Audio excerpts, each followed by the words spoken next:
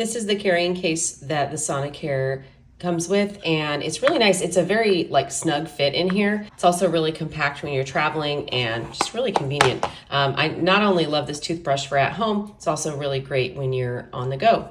I come from a family of dentists, and this is the toothbrush that almost everybody in my family uses. One thing you'll notice when you use a Sonicare, of course, is that you're going to need to close your lips around it, because if you don't, you will spray toothpaste all over the place. So that's something that you adjust to really quickly when you start using one.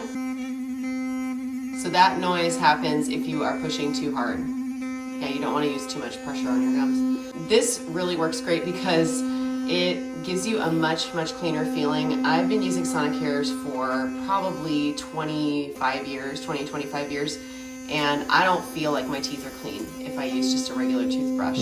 So you'll notice also you don't have to do a lot of the scrubbing motion with the Sonicare. It's more like moving it in place and then letting it kind of be on that surface.